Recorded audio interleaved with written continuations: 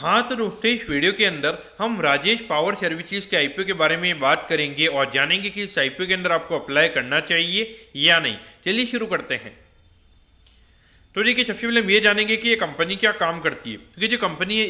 ये कंपनी की अगर हम बात करेंगे तो ये कंपनी काफ़ी ज़्यादा पुरानी है। ऑलमोस्ट अगर हम देखेंगे तो 1971 में ये कंपनी स्टार्ट हुई थी, यानी कि ऑलमोस्ट अगर हम बात करेंगे तो 50 साल से भी ज़्यादा ये कंपनी को स्टार्ट हुए हो चुकी हैं। ठीक है, जो कंपनी है ये कंपनी कंसल्टेंसी से रिगार्डिंग यहाँ पे जो भी सर्विसेज होती है वो ये कंपनी में यहाँ पे प्रोवाइड करवाती हुई नजर आती है। और अगर हम मेनली अगर हम कंपनी के कस्टमर्स की अगर हम बात करेंगे तो जो यहाँ पे जो भी ये गवर्नमेंट की जो पावर डिस्ट्रीब्यूशन वाली जो कंपनीज होती है, और उसके अलावा अगर हम बात करेंगे तो यहाँ पे जो प्राइवेट वाली जो कंपनी होती है पावर से रिगार्डिंग, तो उन्हें यहाँ पे जो भी यहाँ पे कंसल्टेंसी की जो रिक्वायरमेंट होती है वो ये कंपनी में प्रोवाइड करवाती हुई नजर आती है। अगर हम कंपनी के कुछ अगर हम अच्छे कस्टमर्स की अगर हम बात करेंगे तो रिलायंस इंडस्ट्री हमें यहाँ पे कंपनी का कस्टमर यहाँ पे नजर आता है। उसके अलावा अगर हम बात करेंगे तो टोरेंट पावर भी हमें यहाँ पे कंपनी के कस्टमर बेस में नजर आता है। अडानी रिन्यूएबल्स, और उसके अलावा अगर हम बात करेंगे तो जय केमिकल्स हो गया, फिर सबर डेयरी हो गया। तो देखा जाए तो कंपनी का कस्टमर बेस हमें काफी अच्छा नजर आता है। ग्रीनवेल नॉर्डन भी हमें यहाँ पे कंपनी का कस्टमर में यहाँ पे नजर आता है। तो कहीं ना कहीं देखा जाए तो हमें यहाँ पे कंपनी का जो कस्टमर बेस यानी कि जो बहुत बड़ी बड़ी कंपनीज होती है तो पर्टिकुलरली हमें यहाँ पे वो कंपनी के कस्टमर बेस में यहाँ पे नजर आती है। तो ये इंडिकेशन ये देता है कि अगर बाई चांस अगर कंपनी का कहीं पैसा अगर अटक भी जाता है, यानी कि अगर फॉर एग्जांपल कंपनी के डेटर्स वगैरह, तो वो टाइम पे कहीं ना कहीं बाई चांस अगर एक महीना अगर उनका पेमेंट लेट भी हो जाएगा लेकिन फिर भी यहाँ पे कंपनी को पेमेंट मिल जाएगा, तो कहीं ना कहीं इंडिकेशन ये मिलता है कि यहाँ पे कंपनी को कैश फ्लो की दिक्कत नहीं होगी। तो जो डेफिनेटली हमें यहाँ पे अच्छी बात नजर आती है।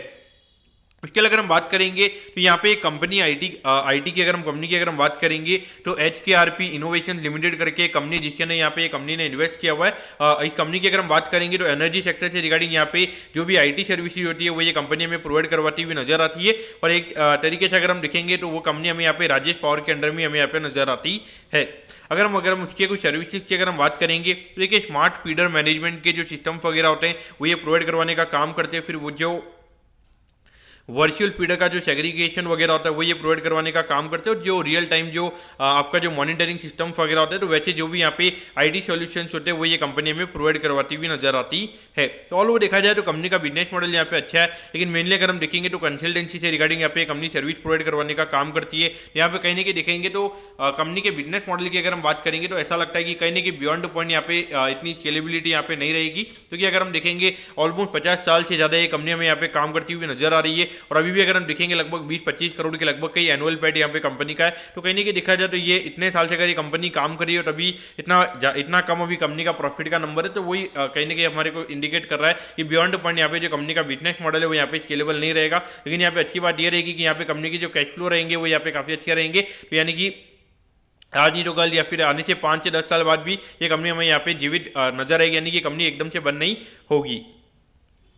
अब अगर हम कंपनी के ऑब्जेक्टिव की अगर हम बात करेंगे, यानी कि जो आईपीओ का यहाँ पे जो कंपनी को फंड मिलने वाला है उसे कंपनी कैसे यूटिलाइज करने वाली है, तो देखिए यहाँ पे कंपनी को केबल आइडेंटिफिकेशन हो गया, फिर उसके अलावा यहाँ पे जो फॉल्ट लोकेशन के जो इक्विपमेंट्स वगैरह होते हैं तो वो यहाँ पे कंपनी को बाय करने, तो उसके रिगार्डिंग ये फंड हमें यहाँ पे यूटिलाइज होता हुआ नजर आएगा। और उसके अलावा अगर हम बात करेंगे लगभग 1300 किलोवाट का यहाँ पे कंपनी को सोलर पावर का प्लांट यहाँ पे कंपनी को लगाना है, तो उसके रिगार्डिंग भी ये फंड हमें यूटिलाइज होता हुआ नजर आएगा। तो डेफिनेटली देखा जाए या तो ये कंपनी इससे यहाँ पे आगे चल के पावर को सप्लाई करेगी या फिर ये कंपनी अपने खुद के लिए इसको यूज करेगी। तो कहीं देखा जाए तो कंपनी के लिए ये आगे चल के थोड़ी बहुत यहाँ पे पावर के रिगार्डिंग यहाँ पे थोड़ी सेविंग्स हमें देखने को मिल सकती है। और उसके अगर हम बात करेंगे तो थोड़ा यहाँ पे ग्रीन हाइड्रोजन के रिगार्डिंग यहाँ पे कुछ प्रोडक्शन के रिगार्डिंग भी जो फंड है ये हमें यहाँ पे यूटिलाइज होता हुआ नजर आएगा। अब अगर हम कंपनी के फाइनेंशियल्स के बारे में अगर हम बात करेंगे तो कंपनी के फाइनेंशियल थोड़े हमें यहाँ पे अच्छे नजर आते हैं। अगर हम 2022 में अगर हम देखेंगे अराउंड 149 करोड़ के लगभग ये कंपनी का रेवेन्यू का नंबर था, फिर ये नंबर हमें 211 करोड़ के लगभग होता हुआ नजर आया था। और अभी रिसेंटली जो फाइनेंशियल ईयर खत्म हुआ है वहाँ पे अगर हम बात करेंगे अराउंड 295 करोड़ के लगभग का रेवेन्यू का नंबर हमें यहाँ पे नजर आता है। लेकिन ऑलमोस्ट अगर हम देखेंगे तो रेवेन्यू के पॉइंट ऑफ व्यू से काफी अच्छे ग्रोथ के नंबर्स हमें यहाँ पे नजर आते हैं। अब अगर हम प्रॉफिटेबिलिटी की बात करेंगे तो 2022 में हार्डली 3 करोड़ के लगभग ये कंपनी का प्रॉफिट का नंबर था। फिर ये नंबर अगर हम बात करेंगे तो 6 करोड़ 75 लाख के लगभग हमें ये नंबर बढ़ता हुआ नजर आया था। और अभी रिसेंटली जो फाइनेंशियल ईयर खत्म हुआ है वहाँ पे लगभग 26 करोड़ के लगभग का एनुअल पैट हमें ये कंपनी का नजर आता है। तो ऑल वो देखा जाए तो कंपनी के नंबर्स हमें यहाँ पे काफी अच्छी तरीके से ग्रो होते हुए नजर आ रहे हैं। लेकिन अगर हम कंपनी के मार्जिन की अगर हम बात करेंगे जो एकदम से इतने में हमें यहाँ पे बढ़ते हुए नजर आए हैं। अगर हम 2023 वाले फाइनेंशियल ईयर की अगर हम बात करेंगे तो वहाँ पे हार्डली ये कंपनी के जो मार्जिन थे 3% के लगभग थे। लेकिन अभी जो रिसेंटली जो फाइनेंशियल ईयर खत्म है वहाँ पर अगर हम बात करेंगे तो सीधा लगभग 9% के लगभग का नेट प्रॉफिट मार्जिन का नंबर हमें यहाँ पे नजर आता है, जो कि मुझे लगता है ये कहने कि यहाँ पे अभी कंपनी का आईपीओ आ रहा है, थोड़े बहुत नंबर्स को यहाँ पे इन्फ्लेटेड कंपनी की तरफ से किया गया, क्योंकि देखिए जो कंपनी का जो मार्जिन था लगभग 3% के लगभग था, और एकदम से 9% के मार्जिन होना, यानी कि ऑलमोस्ट यहाँ पे 3 गुना कंपनी के मार्जिन हुए, जो कहने की मुझे नेगेटिव लगता है। अब आप बोलोगे कि यहाँ पे थोड़ा ऑपरेटिंग लेवरेज का फायदा यहाँ पे कंपनी को मिला होगा, लेकिन मैं ये मान सकता हूँ कि 3% से लगभग 5 या 6% के लगभग कंपनी के मार्जिन हो सकते हैं, लेकिन सीधा 9% यानी कि ऑलमोस्ट 3 गुना यहाँ पे कंपनी के मार्जिन होना, मुझे लगता है कि कहने की यहाँ पे जो कंपनी के नंबर्स वो थोड़े मुझे पर्टिकुलरली इतना ज़्यादा भरोसा यहाँ पे नंबर्स पे यहाँ पे नहीं हो रहा है।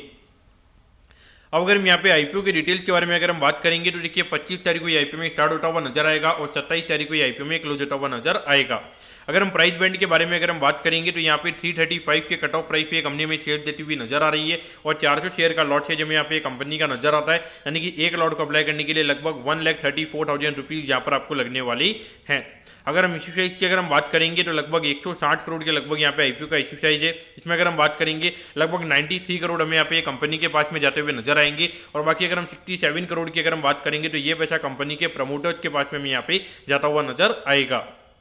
अब अगर हम लिस्टिंग की अगर हम बात करेंगे तो बीएसई के एसएम प्लेटफॉर्म पे ये कंपनी में लिस्ट होती हुई नजर आएगी। अब अगर हम एट द एंड अगर हम कंपनी के टाइम टेबल के बारे में अगर हम बात करेंगे तो देखिए 28 तारीख को आपको पता चल जाएगा कि आपको अलॉटमेंट मिला है, यानी अगर अलॉटमेंट नहीं मिलता है तो 29 को रिफंड मिल जाएगा, 29 को आपके डीमैट अकाउंट में शेयर आ जाएंगे अगर आपको अलॉटमेंट मिलता है, और 2 तारीख को ये कंपनी में लिस्ट होती हुई नजर आएगी। अब अगर हम यहाँ पे कंपनी के वैल्यूएशन के पैरामीटर्स की अगर हम बात करेंगे तो देखिए ऑलमोस्ट लगभग 600 करोड़ के मार्केट कैप पे कंपनी का आईपीओ में आता हुआ नजर आ रहा है। उसके हिसाब से अगर हम कंपनी के पी रेशियो की अगर हम बात करेंगे जो यहाँ पे कंपनी ने अर्निंग दिखाई है उसके हिसाब से लगभग 23-24 टाइम्स के पी रेशियो पे कंपनी का आईपीओ में आता हुआ नजर आ रहा है। तो कहने की अगर हम बात करेंगे तो वैल्यूएशन वाइज यहाँ पे इतनी ज़्यादा कोई दिक्कत नजर नहीं आती, क्योंकि जिस तरीके का यहाँ पे कंपनी का रेवेन्यू का ग्रोथ है वो यहाँ पे काफी फिनोमिनल हमें यहाँ पे नजर आता है। बस दिक्कत यहाँ पे यही है कि जो कंपनी के एकदम से अगर हम देखेंगे नंबर्स की अगर हम बात करेंगे वो इतने ज़्यादा हमें यहाँ पे हाई देखने को मिल रहा है, एकदम से जो 9% के लगभग का मार्जिन है, कि ऐसा ना हो कि यहाँ पे लिस्टिंग के बाद में एकदम जो कंपनी की जो प्रॉफिटेबिलिटी है वो एकदम से हमें यहाँ पे आधी होती हुई नजर आएगी। अगर एकदम से अगर कंपनी की प्रॉफिटेबिलिटी अगर आधी हो जाएगी तो वहाँ पे कंपनी का जो पी रेशियो होगा वो सीधा 45 से 50 के लगभग हमें यहाँ पे होता हुआ नजर आएगा। तो इसीलिए वहाँ पर अगर हम देखेंगे तो फिर उसके बाद में जो स्टॉक की अगर हम बात करेंगे तो वो आईपीओ प्राइस में हमें 20-25% यहाँ पे करेक्ट होता हुआ नजर आ सकता है। लेकिन अगर हम आईपीओ के पॉइंट ऑफ व्यू से अगर हम बात करेंगे तो लोग अभी इतना यहाँ पे नहीं सोचेंगे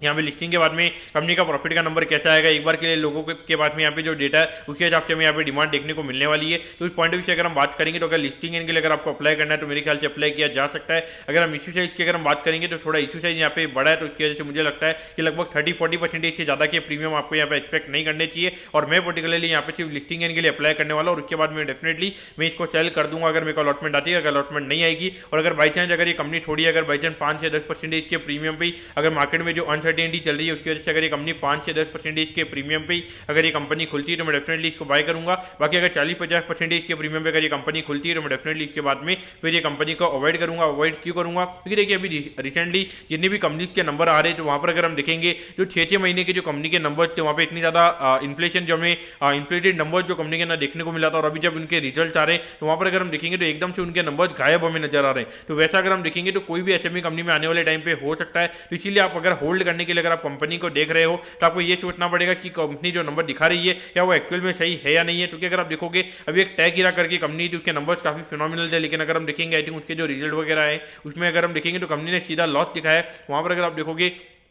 जब कंपनी का आईपीओ आया था तो कैसे मैनेजमेंट ने बड़े बड़े टारगेट दिए थे, लेकिन वहाँ पे एकदम से जो लिस्टिंग के बाद में जो कंपनी के रिजल्ट आते हैं तो वहाँ पे एकदम टाइट फिक्स कंपनी के रिजल्ट आता है और वहाँ पे स्टॉक सीधा लोअर सर्किट लगता है सेमी सेगमेंट में, और आपको निकलने का भी मौका नहीं मिलता है। तो इसीलिए अगर आप कोई भी स्टॉक को लिस्टिंग पे लेने का अगर आप सोच रहे हो या फिर अगर आपके पास में कोई भी स्टॉक पड़ा है तो आपको ये समझना पड़ेगा कि वहाँ पे उस कंपनी के नंबर्स कैसे आएंगे, या फिर नंबर्स जो कंपनी ने दिखाए हैं क्या वो नंबर सही भी है या नहीं है। तो उस पॉइंट से आपने इसे देखना चाहिए। तो दोस्तों मैं कहता हूँ कि राजेश पावर सर्विसेज के आईपीओ के बारे में आपको सब कुछ समझ में आ गया होगा। अगर आपकी कोई भी क्वेरीज है आप कमेंट कीजिए, मैं जरूर आपके कमेंट पर रिप्लाई करूंगा। ओके दोस्तों, thank you, have a nice day.